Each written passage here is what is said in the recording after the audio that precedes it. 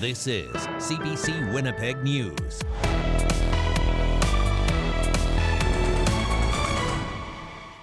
Good evening. Thank you for joining us. Janet is off tonight. I'm Laychuk. Some organizations are calling on municipal election candidates in Winnipeg to reimagine a new downtown that's more inclusive. And they say that starts with the Portage Place Mall. CBC's Peggy Lamb reports. If you've ever been in downtown Winnipeg, chances are you've been in Portage Place. Now, for the last 2 decades, developers have stayed away from it. But advocates say that the place has so much more potential than just being a place for business. The mall was built in 1987, touted as a solution to attract more people downtown. Over the years, it's unclear whether that has worked. Portage Place struggles to keep and attract tenants, and today, many of its storefronts are vacant. But some community organizations say they have a solution. And while the mall has perhaps largely failed as a place of commerce, it has absolutely not failed in its presence as a central place of gathering for people downtown.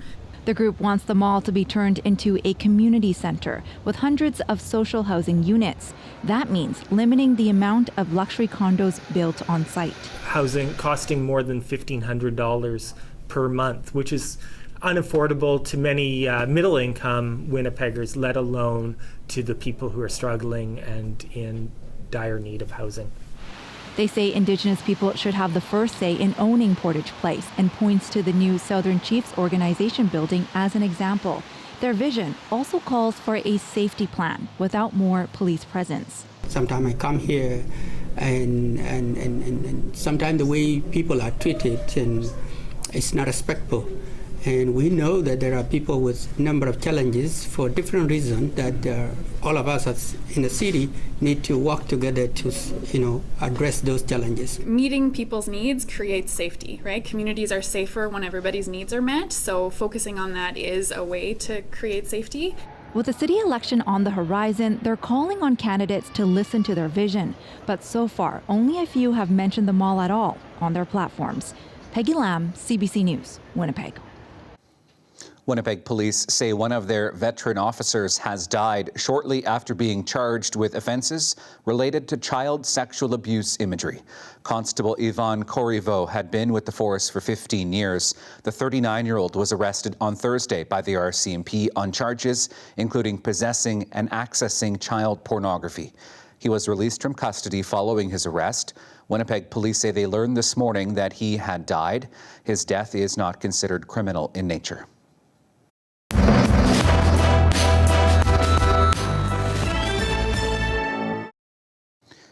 Well, there were fireworks at a mayoral forum in Winnipeg last night. Most of the city's mayoral candidates were taking part in that forum organized by the Council of Winnipeg Women.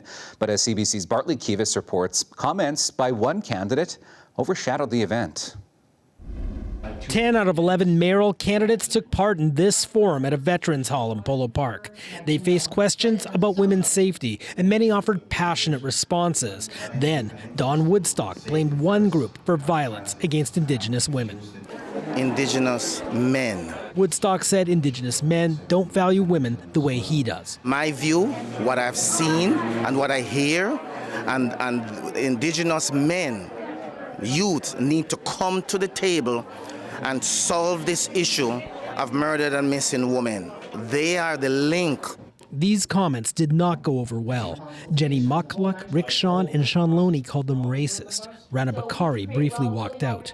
I don't think I needed to sit here and listen to him spew that absolute disgraceful, disrespectful, completely inaccurate, factually incorrect, perpetuating more violence against Indigenous women comment. The only Indigenous man on the panel wasn't present when Woodstock made the comment. On Friday, Robert Falconer held a news conference to decry the re-victimization of Indigenous people. I guess we could ask a question. Are all black men violent? Are all white men racist? Are Asians? The list could go on. And obviously we know these things are not true. To categorize one people as entirely one thing is wrong. The forum's organizer also was not impressed. It saddens me to hear people still talking like that, as if they're still back in the dark ages. After the forum, Woodstock received an earful. If you are running for mayor, please do not generalize my people. There are at least 10 more mayoral debates or forums scheduled before Election Day. Not all are inviting every candidate. Bartley Kivas, CBC News, Winnipeg. Well, candidates were out again today making promises and trying to drum up support. CBC's Cameron McLean caught up with the campaigns. Glenn Murray wants to make Winnipeg Canada's most beautiful city. His plan includes making design quality and sustainability part of the planning process. Building beautiful has huge, huge consequences. It also brings people down, it creates more safety, it creates a perception. I mean, you know, the Human Rights Museum is transformational in its image of the city. I don't hear people speaking about Winnipeg as often as in terms of mosquitoes and cold weather. Murray also promised to double the city's arts and culture budget and make artists and designers a part of the Public Works Department. Meanwhile, Kevin Klein said he would scrap the city's Executive Policy Committee.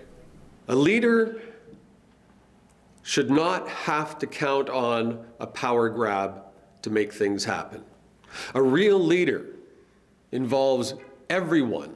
Every elected official deserves the same respect. Klein says having the mayor handpick their inner circle makes the city council less collaborative. He would ask the province to amend the Winnipeg Charter to eliminate EPC. In the meantime, he would have each EPC member elected from the city's community committees. And Jenny Mcdougall repeated her pledge to abolish photo radar. A provincial review of the photo enforcement program has been on hold since 2019, but when I am mayor of Winnipeg, I will not waste everyone's time because I will simply abolish photo radar. It's nothing more than a cash grab. Mcdougall says she would install flashing lights in school zones that operate when school is in session. There are less than 5 weeks until Election Day on October 26th. Cameron McLean, CBC News, Winnipeg. Good time to remind you that CBC Manitoba will host a live Winnipeg mayoral debate coming up on October 19th. That is 1 week before the civic election. It'll be an opportunity for you to learn more about those who want to become our city's next mayor and where they stand on the issues most important to you.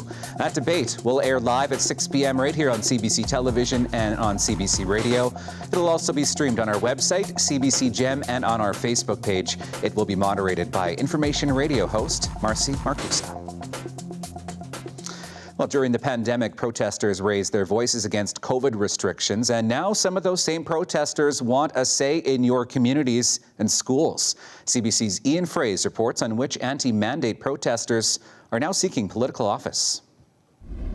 Protests against COVID measures may be over, but some of those voices haven't been silenced. They're running for office. From what I understand, there's 12 or 13 people running for trustee that have similar values to me. Dick Eastland wasn't looking to join a school board initially. His kids are already out of school.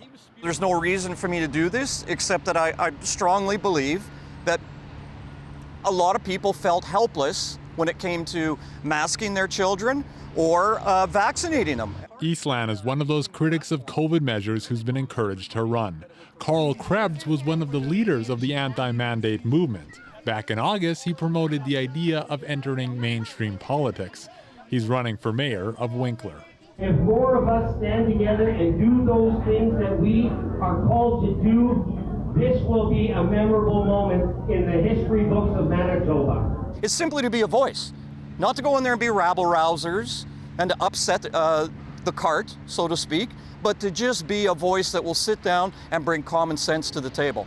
Todd Mcdougall is running for the Pemina Trails School Board. While he's known for his opposition to COVID restrictions, he doesn't want to be written off because of it. I can only speak for myself, but that's certainly not like my main impetus for coming into this, and it's certainly not the only thing I'd like to bring to the table. He cares about the fundamentals of education. Patrick Allard was charged for breaking COVID protocols. He says he's no one-issue candidate.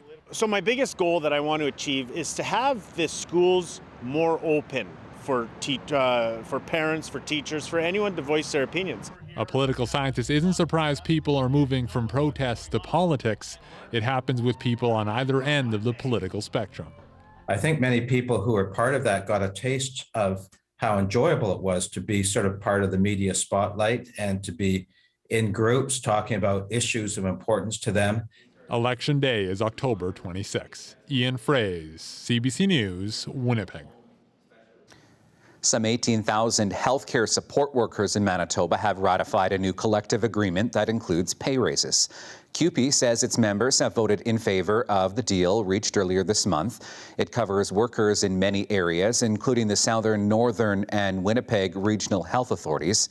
The 7-year deal is retroactive to 2017 and contains annual wage hikes that total 9.6%. Dozens of bags filled with firefighters' hats, coats, boots, and other gear are now en route from Winnipeg to fire halls around the world. Canadian national fire protection standards require firefighting gear to be decommissioned after 10 years. Firefighters Without Borders coordinator and retired firefighter Shelley Brown says there is still a lot of life left in them. She says that gear can be useful to firefighters in developing countries. What this does is make sure that not only firefighters globally are being protected and have the equipment to do their jobs, but it also is very good environmentally because it keeps the gear out of landfill. It has life after life. Brown says the truckload of Winnipeg gear will be taken to a depot in BC, which will then ship out the supplies to countries in need. Well, Atlantic Canada is bracing for what forecasters say could be one of the most severe storms to ever hit eastern Canada. Hurricane Fiona is headed for Nova Scotia and getting bigger as it moves. It's expected to make landfall early tomorrow morning before pushing into other eastern provinces. CBC's Shayna Luck reports on preparations. Atlantic Canadians know storms, but some are taking even more precautions than normal this time around. Just 3 years ago, the storm called Dorian caused widespread power outages and destruction. This one could be worse. It's stronger than Dorian was back in 2019. So where it fits in the history books, we'll have to make that determination after the fact, but it is going to be certainly a historic extreme event for Eastern Canada. Many people spent the day stocking up. Fresh produce is going fast, so are baked goods, anything that doesn't need refrigeration. We had people lining up before we even opened, people calling before we even opened saying, "Can you hold bread for me?" At this small store with no backup generator, they worry about what will happen if their power goes out. Keep our fingers crossed and keep those stores closed. Because there's little question, the power will be going out. Nova Scotia Power has activated its emergency hub. It's monitoring the grid, preparing to send out workers as long as it's safe. As of right now, we do have over 800 people in the field right now getting ready to restore power, and hundreds more behind the scenes coordinating that effort.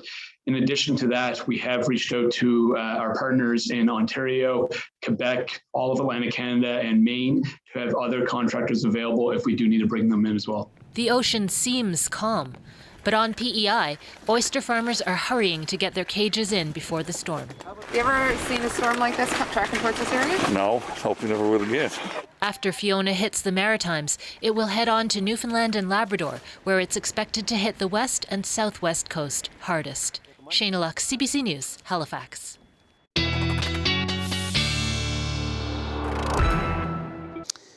We'll have more on Hurricane Fiona coming up, but first, weather specialist Fiona Odlum is here now for a look at our forecast. Yes. Boy, first full day of fall today, Fiona, and it sure felt like fall out there. It really did, but for the very first day of fall, Riley, the sunrise was absolutely epic. I don't know if you got up early enough, but Mike Peddle did. Let's check out this viewer photo. Look at that showstopper. So red and beautiful and vibrant.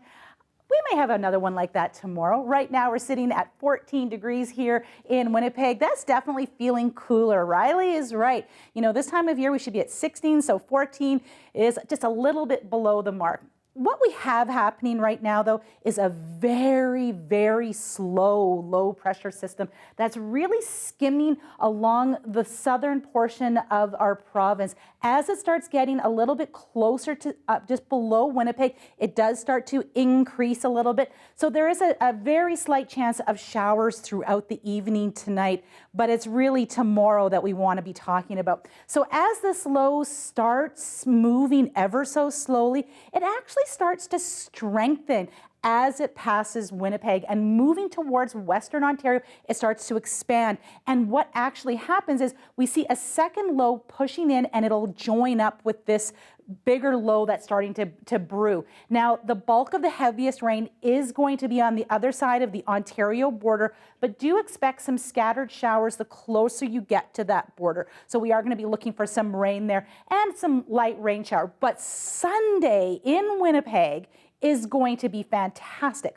Lots of great sunshine coming our way and a little bit of a wind. Here's what we're looking for in terms of the rain. Between now and midnight, you can see as we get towards that Ontario border, that's where that rain really starts to pick up. And then into Saturday, it really gets a little bit more extreme with 8 millimeters on the way, now 10 up to Red Lake. So that low just sort of just hunkers down and just stays put. We don't have a big strong wind pushing it out of the way until we really look towards Saturday. So this is what we have. I want to just move over here so you can see where the wind is coming from. It's coming from Saskatchewan. You can see it brewing here, and it starts to come towards Brandon, Verdon, and we will see those wind gusts coming to Winnipeg on Sunday, northwest 30, gusting 50. Well, tonight we're looking for 13 degrees and a partly cloudy sky.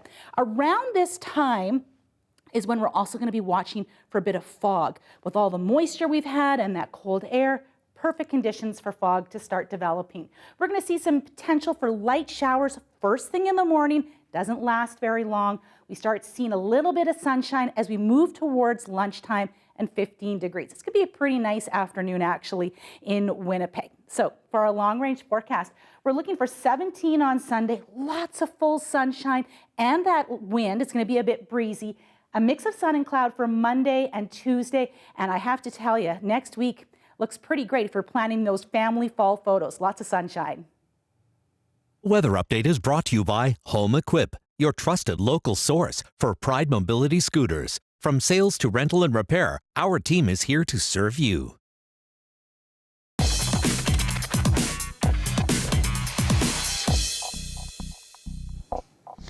Well, Winnipeg's annual all-night free arts festival is back for another year. Nuit Blanche 2022 will have more interactive installations and performances than it has ever presented.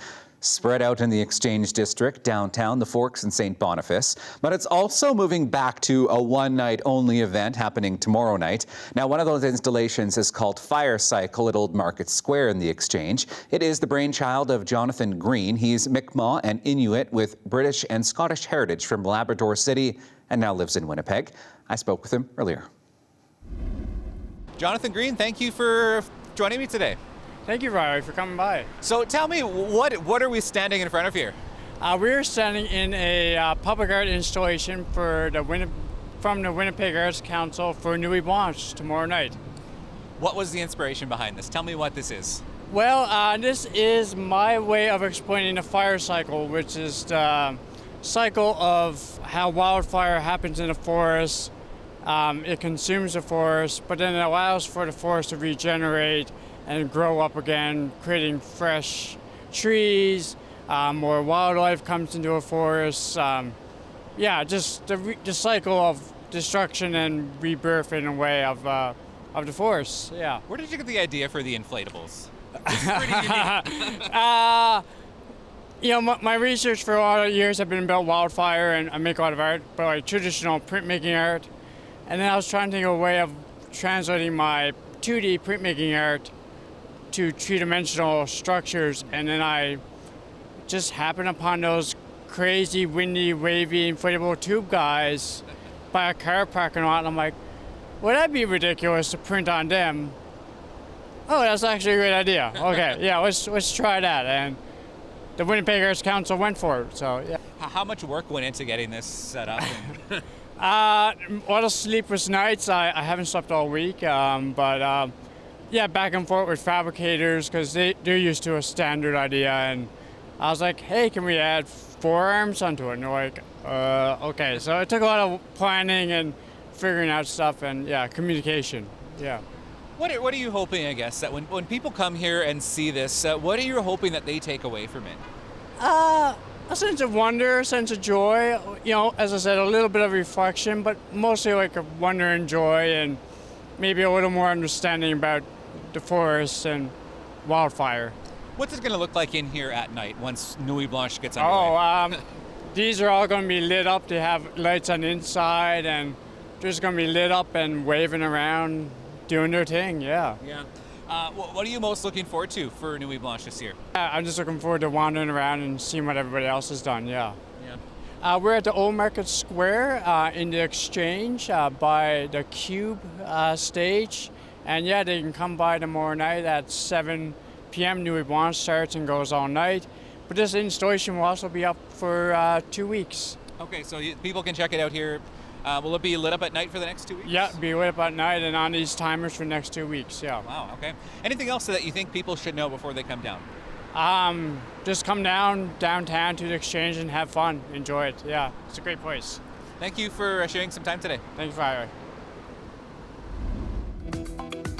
Well, don't forget to subscribe to our CBC Manitoba YouTube page. That's where you'll find the latest headlines and our full newscast if you miss it. Or if you miss something and you want to see it again, you can find it there as well. After the break, more on preparations for Hurricane Fiona in Atlantic Canada. You're watching CBC Winnipeg News.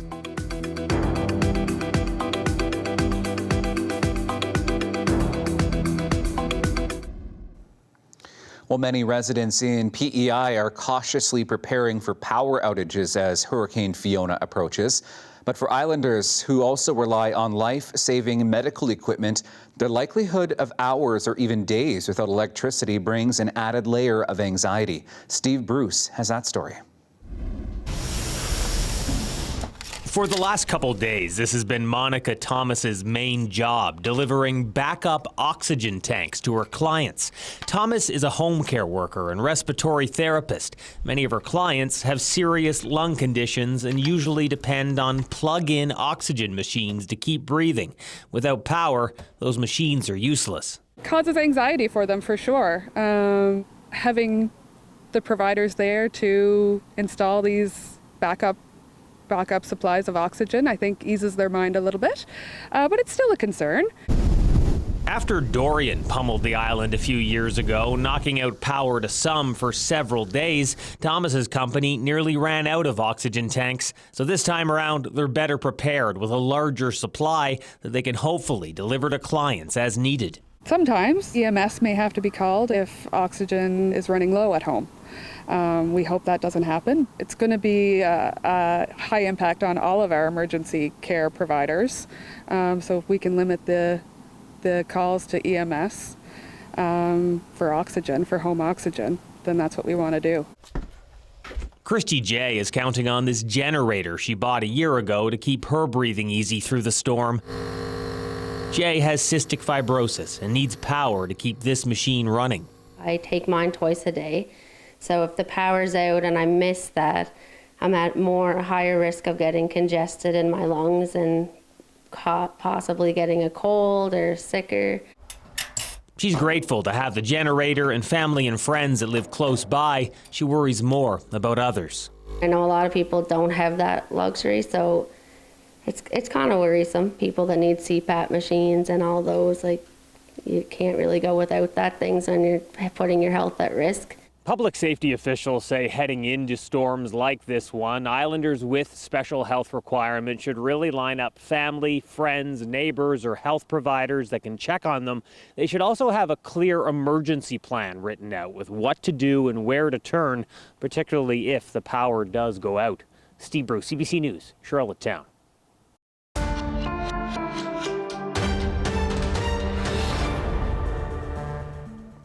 Voting began today in 4 Russian-occupied regions of Ukraine in a Kremlin-orchestrated referendum on whether to become part of Russia. It's widely seen as a step toward Russian annexation.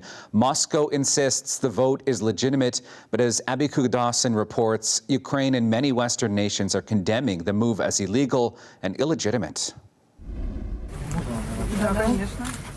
An illegal sham. That's what Ukraine and its Western allies are calling these so-called referendums. The people of Lugansk, Donetsk, Zaporizhia, and Kherson are being asked if they'd like to be part of Russia. The Kremlin does not have full control over these areas, which make up 15% of Ukraine's territory. Kyiv says people are being forced to vote against their will, and the result is a foregone conclusion. These referendums were reportedly planned for later this year, but the Ukrainians have launched successful counteroffensives and taken back large areas of their own territory. Ukrainian Foreign Minister Dmytro Kuleba says these referendums are simply an act of desperation by the Kremlin. Analysts believe Russian President Vladimir Putin wants to extend his country's borders, so when Ukrainian forces try to get their land back, the Kremlin can call it an attack on Russia itself. And a war of defense would be easier to sell to the Russian people than a special military operation, which now requires even more of their sons to join the fight. It was earlier this week that Putin called up 300,000 reservists with some combat experience. This war is about to hit home for more Russians, and the Kremlin is looking for a narrative that will help foster absolute support for its invasion. Abby Kuadas in CBC News, London. United Nations human rights investigators have found evidence that war crimes have been committed in Ukraine, and a warning, some details in this story could be upsetting. Common elements of such crimes include the prior detention of the victims, as well as visible signs of executions on bodies, such as hands tied behind backs, gunshot wounds to the head, and slit throats. The team of experts say they visited dozens of towns and settlements and interviewed more than 150 victims and witnesses. They identified victims of sexual violence who ranged in age from 4 to 82 years old. The findings also concluded that children had been raped, tortured, and unlawfully confined. The commission did not explicitly say who had committed these crimes, but their investigation was focused on areas of Ukraine previously occupied by Russian forces. Moscow has dismissed past accusations of abuses by its troops in Ukraine as a smear campaign by the West. When Afghanistan fell to the Taliban in summer of 2021, Canada committed to resettling 40,000 Afghan people. But Ottawa says fewer than half that number have arrived since last summer. Now CBC News has learned Afghans desperately trying to come to Canada are being left in limbo, including some family members of those who helped Canada's military efforts. Rafi Bouchakanian spoke to a few of those waiting to get their relatives here. Because of Humayun Wafa's former job as a Canadian military interpreter, he knew the Taliban takeover of Afghanistan was going to put the lives of his extended family at risk. I couldn't let my family to stay there and die. So just before the Taliban took over, he helped them get to neighboring Tajikistan. A few weeks later, the Canadian government started a program to fast-track immigration for family members like them. Wafa applied but was told they didn't qualify because they had left before the program began. And I never expected from the government of Canada to give me that really bad news. CBC News has spoken to two other former military employees whose families also made it to Tajikistan and got the same kind of bad news from Canada. It got even worse for one of them. They brought him over to the border, and then they forcibly deported him. Sangin Abdul Mateen says Tajikistan police sent his younger brother's family back to Afghanistan. Now they live in hiding. We've literally lost all our life there, our house, our property, our everything. So where is he going to go right now? This refugee lawyer says Canada should come up with policies to help more Afghans. Well, it seems a bit arbitrary to set those kinds of firm deadlines.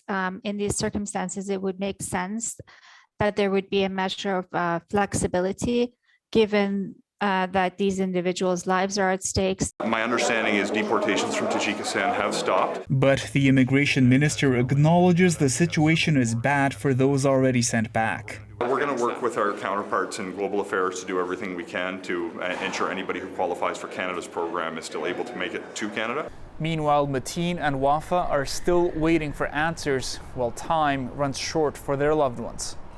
Rafi Bouchakanian, CBC News, Ottawa. The increased cost of living is hitting some Canadians hard. Food banks say hunger is at a crisis level, and visits were at an all-time high last month in Toronto and Ottawa. CBC's Ithel Musa found that people are having difficult choices to make. Careful, this kid's coming. 1 second. More Canadians than ever are reportedly reaching out to food banks to feed their families, including Isashi Ali. Inflation really hit this year, and it's making the situation more worse. Ali says she sometimes resorts to extreme measures to make sure her family gets fed. Sometimes not enough money to purchase anything, so why not to skip the meal? That's the best option. But we are adults, we do this. What about the children? Toronto's Daily Bread Food Bank calls the situation a crisis.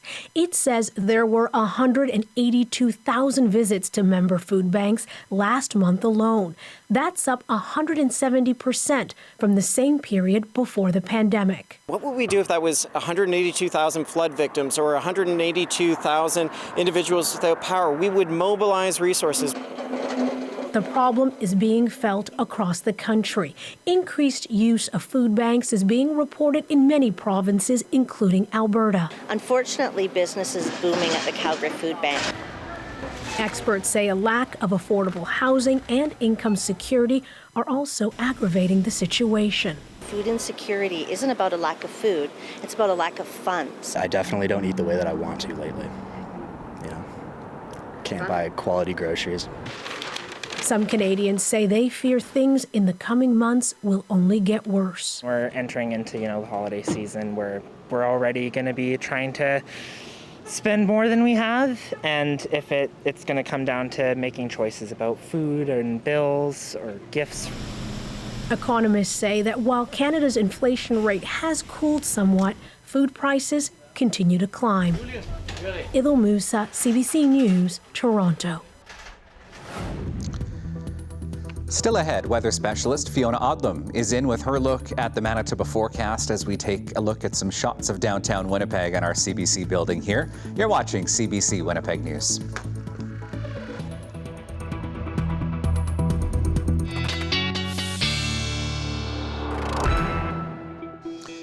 All right, weather specialist Fiona Odlum is back.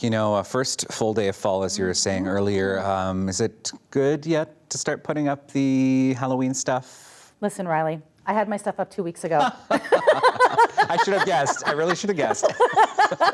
I love Halloween, and Mother Nature loves Halloween. Okay. I'm warning, this photo may shock you. Check this out. This was sent to us by Michelle, and yeah, can you see that plant there? It looks like a tree monster in there. Could you imagine like you're in your garden and all of a sudden that turns around and looks at you? That is real life. I love it. Thank you, Michelle in Poplar Field, for sending us that picture.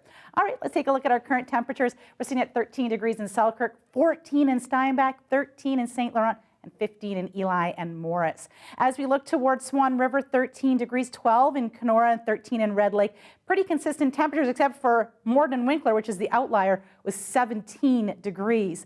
Further north we go, and we can see that it warms up. That's where all that hot air is sitting, 20 degrees right now in Churchill. That has got to be the hot spot in the province right now.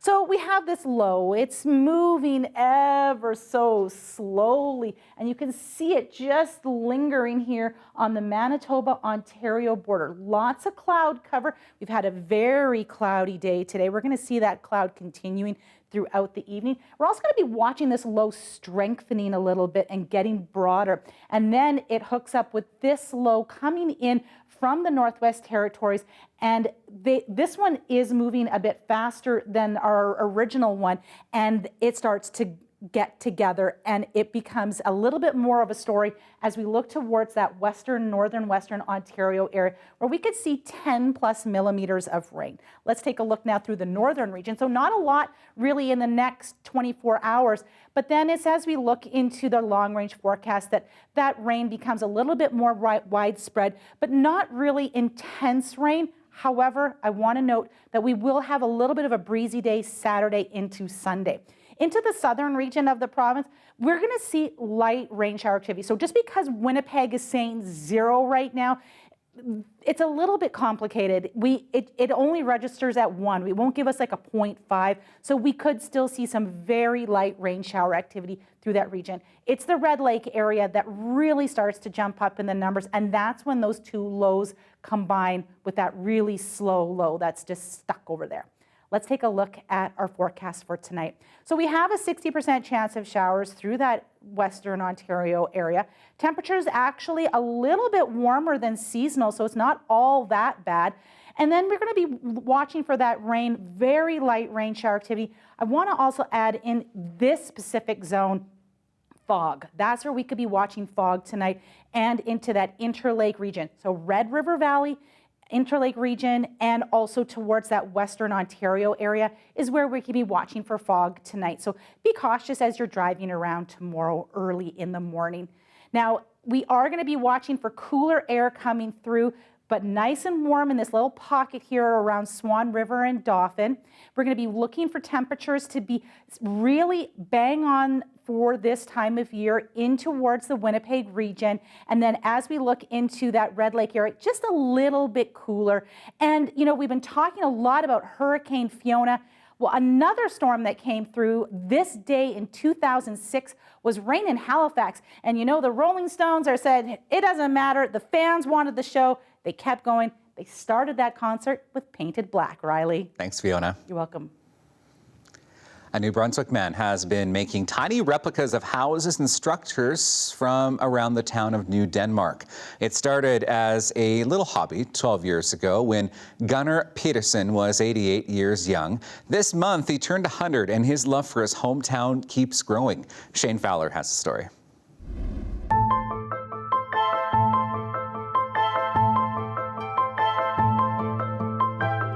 There are several landmark buildings in the small community of New Denmark, and for each one, there's a tiny version of it. There's a whole recreation of New Denmark sitting on a farmhouse porch. This is the small town that Gunnar Peterson built.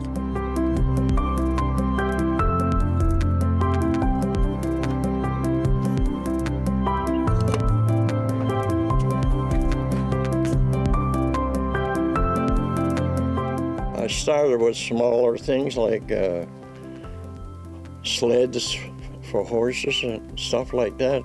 It started when the retired farmer put together a miniature depiction of how lumberjacks harvest timber and cleared the land when New Denmark was first settled in the 1800s. Then he built a barn, then a house, and a church, and before he knew it, he'd recreated buildings from pretty much everywhere in New Denmark.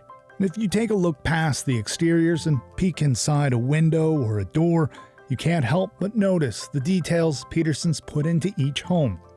He built every table, dresser, and chair on his own and made sure to include miniatures of what made each place special to him. And some homes hide the photos of those who once lived there. In Peterson's version of the New Denmark Seniors Complex where he lives, he's placed photos of all the original residents, including his late wife. And in his favorite building, his parents' home, something special. Can you see it from your side there? I can. Yeah. I can see your mom and your dad. That was my parents, yeah. Peterson's actually outlived many of the original landmarks lost to fire, decay, or demolition. The home he moved into when he immigrated to Canada in 1928 when he was 5 years old is gone. Well, the potato warehouses and barns he's recreated have been torn down as well. But here they still stand, a kind of 3D snapshot in time of New Denmark. Even though he's 100 now, Peterson says he's got plenty of ideas for future projects.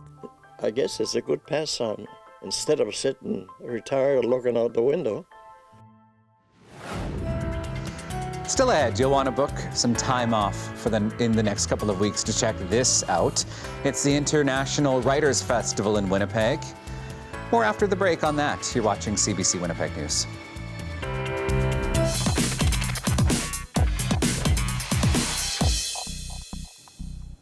Well, if you're looking for something a little more indoors to do this weekend, the Thin Air Festival is well underway. It's the Winnipeg International Writer Festival, and this year's feature books and authors are no disappointment. I met festival director Charlene Deal at McNally Robinson at Grant Park Shopping Centre earlier today. Charlene Deal, thanks for taking some time to speak with me today. Oh, it's absolutely my pleasure. So, big question. What is the Thin Air Festival? The Thin Air Festival is basically a month-long book party. So we invite a bunch of writers, mostly from Canada, a few from other parts of the world, and they are all sharing brand new books.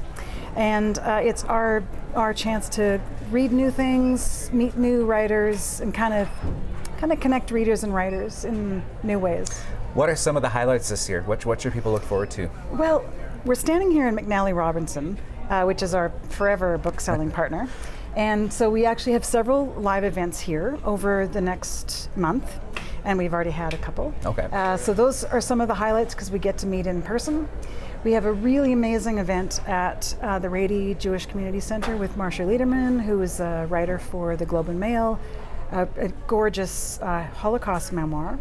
That's really going to be an amazing event. And then we have a lot of content online, which we kind of invented that as an option in 2020, how do you run a festival when you can't gather? So yeah, we have we call it the destination website. So all of the invited writers have produced short videos, original videos for us there, pre-recorded, so you can just kind of go in there. It's like a labyrinth. Where can people find that? Stuff. Where can people find that? It's at thinairfestival.ca. Okay. What's it like, I guess, having people back, having events in person again after, a few years? Oh man, when we had our first one last year, I actually started to cry. It is very emotional. And the community of readers is actually a very tightly knit group. And we all really missed being able to just experience one another's company. And there's something about, I would say, people who don't know if if the Writers' Festival is for them. I was like, did anyone read to you when you were a kid? Your parents, a teacher? And for almost everyone, that's kind of a very special feeling. And this is a lot like that. It's kind of for grown-ups. What do you hope people take away from taking part in the events, from reading the books that you guys are featuring this year? I hope people have a sense that ideas are constantly in circulation and that all of us participate in making what is our current moment in our current culture. The writers, I think of writers as being kind of like our canaries in the coal mine, and they kind of fly back and tell us kind of what's on our collective mind. And so coming to events, prowling through the website and kind of seeing what are writers writing about, whether it's novels or short stories or poetry or nonfiction or memoir. In a way, they're offering us a chance to experience other people's lives and thinking and just be in a swamp of ideas. It's very uplifting. Is there a favorite this year that you think people should check out? If they can only check out, one or two things, what should they check out? What is my favorite child? That's just no. I know it's kind of a loaded question, but what if you could only take in one or two of these things? Is there something that you think they should? Well, that's really hard for me because each of the events has its own sort of specialness. Right. But I think I would probably say, if you're new to this whole thing, my first recommend would just be to make your way into the website a little bit and just listen to these writers talk to you, because I think sometimes you just don't really know what to expect, and there you get a whole range of different voices that are all very individual, and they're mostly like 2 feet from the screen, so it's quite personal. That, and I guess on the flip side of that, I would say our closing event on October 18th is a celebration of Manitoba Book Award winners. So that's really about our community and the amazing writing and publishing that's happening right here in our home. What are some of the notable names this year? You were mentioning one of them earlier, but is there a few that stand out to you? Yeah, a few that I guess are getting quite a lot of attention right now. For instance, Joshua Whitehead, who's on the Giller long list. Joshua is from the Peguis First Nation and is now a prof at U of Calgary. I know him when he was an undergrad student, a brilliant guy and a beautiful, beautiful writer. Oh, gee. Margaret Sweatman's new novel is The Gunsmith's Daughter. It's the feature of the Free Press Book Club on Monday. That's an online event. That's a really incredible book. Oh, man. I would say, I can't even think of everybody. I think that Shalene Knight is incredible. Ivan Bedak is newly arriving in Manitoba. Oh, there's too great many poets. to mention. Too many. All my children. So once again, I guess before I let you go, if people want more information, if they want to find out more about the events or some of the books, the authors, where can they go? Right, they go to thinairfestival.ca. And how long is this running for? It started on Tuesday the 20th and it runs through to October 18th. Charlene, thanks for taking some time to speak with me today. It's absolutely really my pleasure. Thank you. Here is another reminder to subscribe to our CBC Manitoba YouTube page for the latest. Fiona's back with our 7-day forecast after the break.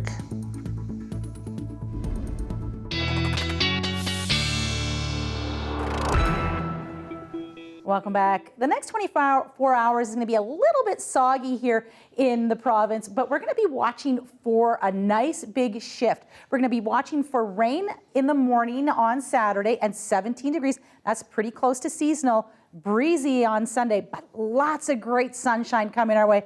And that sun sticks around. We can see it for the remainder of the week. And we actually start seeing temperatures just a little bit above seasonal. This is going to be really great news, Riley, for any late producers pulling off the crops this time of year.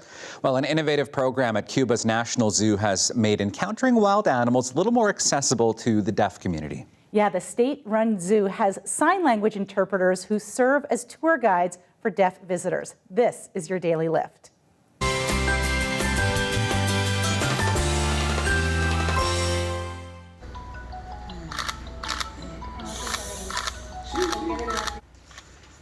So the interpreters allow people to experience the facility and its inhabitants while still getting all of the information. Officials say they have seen more people visiting since this program launched earlier this year. Today happens to be International Day of Sign Languages, but the zoo also has programs such as animal therapy for children with Down syndrome, autism, and other special needs. That's really cool. I love I really like integrated programs. Yeah, they're fantastic. Thank you for being with us this evening. Have a great weekend, and we're back at 11. Yeah, see you tonight.